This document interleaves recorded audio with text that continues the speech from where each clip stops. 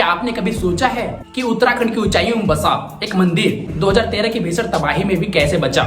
केदारनाथ मंदिर को लेकर न सिर्फ धार्मिक मान्यताएं हैं बल्कि विज्ञान भी इसके रहस्य को नहीं समझ पाया। आज की इस वीडियो में हम जानेंगे मंदिर का इतिहास, निर्माण एवं चमत्कार, रहस्य एवं इससे जुड़ी सच्ची घटनाएं।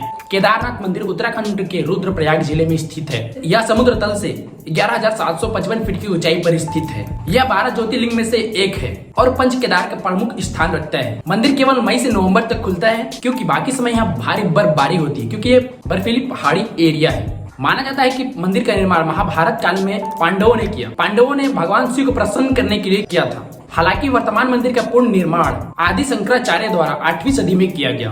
मंदिर की दीवारें 6 फीट मोटी है और बड़े बड़े ग्रेनाइट के पत्थरों को बिना सीमेंट या किसी गोंद से जोड़ा गया है। ऐसे पत्थरों को ऐसी ऊंचाई तक लाना और इस कठिन भूभाग में स्थापित करना आज भी एक रहस्य है। 16 जून 2013 में उत्तराखंड में बादल फटा जिससे मंडी, केदारनाथ और आसपास के क्षेत्रों में भारी तबाही हुई।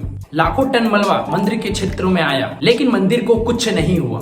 मंदिर के पीछे एक विशाल चट्टान भीमशिला बहकर आई और मंदिर के पीछे अटक कर रह गई। चट्टान के ऊपर से मंदिर को बिना छुए पार हो गई।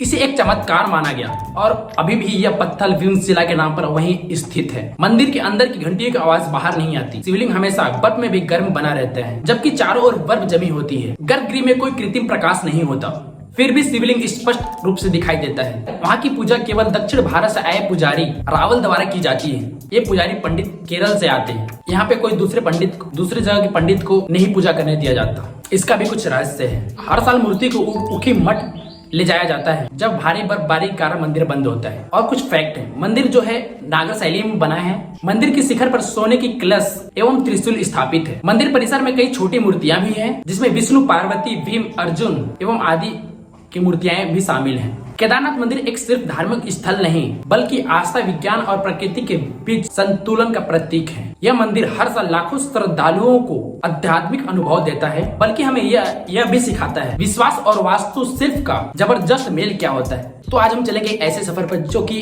एक आस्था का, जो सिर्फ यात्रा नहीं एक आस्था का प्रतीक है, एक आस्था का अनुभव है। केदारनाथ मंदिर कठिन है लेकिन दिव्य यात्रा। ये ट्रैक शुरू होता है उत्तराखंड के गौरीकुंड से जो समुद्र तल से 1982 किलोमीटर की ऊंचाई पे मौजूद है। यहीं से शुरू होती है 16 किलोमीटर की लंबी पवित्र यात्रा। रास्ता कभी आसान नहीं होता।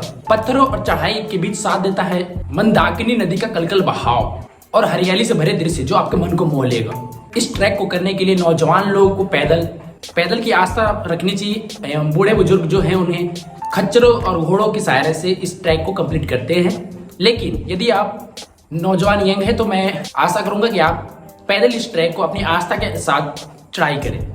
पर यदि आप खच्चरों और पीठ पे यदि कंधों पे से होकर के जाते हैं तो उसमें आपका खर्चा काफी ज्यादा बढ़ने वाली है क्योंकि वहाँ का जो रेट है 6,000 से लेकर के 12,000 रुपए की यदि नीचे से लेकर के ऊपर तक पहुंचाने का रेट रहता है। तो आप यदि इस यात्रा को करना चाहते हैं, केदारनाथ टेम्पल का दर्शन करना चाहते हैं तो आप यदि यंग हैं अभी तो इस समय घूमने का, जाने का बहुत ही अच्छा मौसम होता है और अच्छा समय होता है क्योंकि ये जो मंदिर है टाइम पर ही खुलता है और टाइम पे बंद हो जाता है क्योंकि वहाँ पे भारी बर्फबारी भी होती है जिसके कारण यहाँ पे सुरक्षा का ध्यान रखते हुए इस मंदिर को खोला एवं बंद किया जाता है। उसके लिए आपको पहले से ही बुकिंग, टिकट वगैरह सब अरेंज करके रखने होंगे।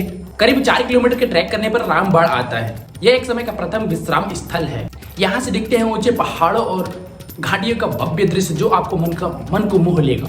थोड़ी दूर और जाने पर आपका आता है लिचोली और बेस कैंप से ठंड का असली एहसास शुरू होता है।